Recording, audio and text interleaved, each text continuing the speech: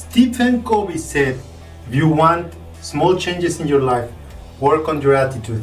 But if you want big primary changes, work on your paradigm. Wayne Dyer said, if you change the way you see things, the things you look at change. Hello, I am Juan Navarro. This is Advanced Quality Programs, and I invite you to explore the quality concepts and philosophies to apply them to our life.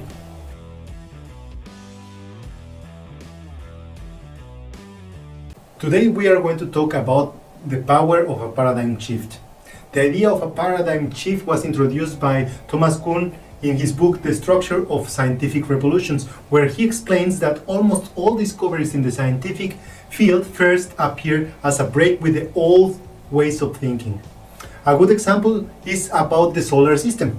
For Ptolemy, the great Egyptian astronomer, the Earth was the center of the universe, but Copernicus created a paradigm shift, provoking much resistance and persecution by placing the sun at the center of this system. Suddenly, everything was subject of a new and different interpretation. Many people experience a change of thinking when they take on new roles, such as parents, grandparents, managers, or leaders, and when their priorities change, automatically everything around their life change. This can be described as the paradigm shift. Their way of looking at the world has changed.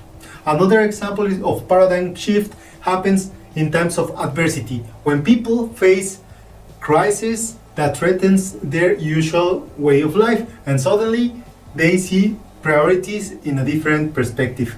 Things that did not matter before suddenly have a life or death meaning.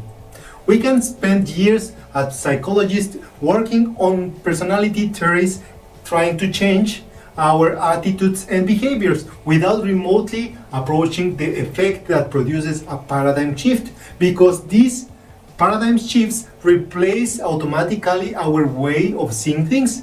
The Greeks used to call them epiphanies, and these are also called commonly as aha moments, breakthroughs. If what we intend to change is relatively small, it might be enough to focus on our attitudes and behaviors. But if we aspire to have a meaningful, balanced change, we must work on our basic paradigms to have a bigger impact. Think of a paradigm as a tree. The leaves of a tree can be seen as the behaviors, while the paradigms could be described as the roots. We can only change substantially the development of the tree when we stop cutting the leaves of attitudes and behaviors and focus on nurturing the roots. The paradigms are the same as with the tree, nourish attitudes and behaviors. People tend to be interested when they see good things happening to those around them. They admire that person that has a strength and maturity, the growing family harmony of some people, the team spirit, the organizational culture, but they forget to look at the work done over time on solid principles. And the question they normally ask reveal their own paradigm. How have you done it? Teach me please the technique. What they are actually saying is that they want advice to fix quickly some pain that they are feeling in that specific situation.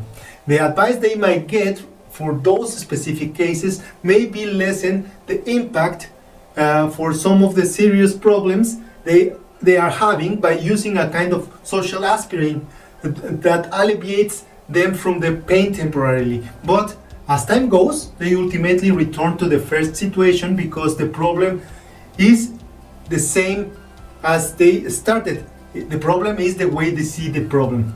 Albert Einstein said that the problems we faced cannot be solved by using the same level of thinking that we used when they were created. We need then to look around and within ourselves to recognize the problems that were created as we live and interact with our environment. Then we can begin to understand that they are the problems that cannot be solved only superficially, but we need to work on the level we created them. Here's the useful seeing things different and create a paradigm based on principles that describe a new perspective. And it is worth looking at the mirror and search for that inherent reasons that might contribute to shape our current thinking. The power of a paradigm shift is easily understood with the Roger Bannister story. Before him, nobody believed that it was possible for humans to run a mile in a track in less than 4 minutes. It was humanly impossible. It was known as the 4-minute mile.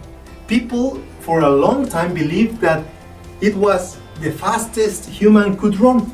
But on May the 6th, 1954, in an athletic encounter that took place in the slopes of Iffley Road in Oxford, in front of 3,000 spectators, Bannister took the victory in the mile with a time of 3.59.4 minutes, becoming the first human in history to go below 4 minutes. Automatically, the old paradigm stopped to exist. Now it is human possible to run faster, and what is interesting is that within the next days, the record was broken again, and then again, and then again.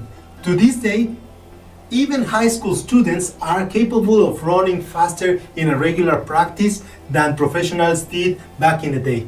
Since then, there had been many new records until the last one we had seen when Usain Bolt went for 9.58 seconds to claim the title of the fastest man in Earth.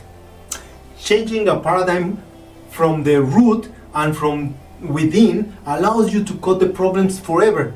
Same as Bannister did, remove that old belief with the 4-minute mile.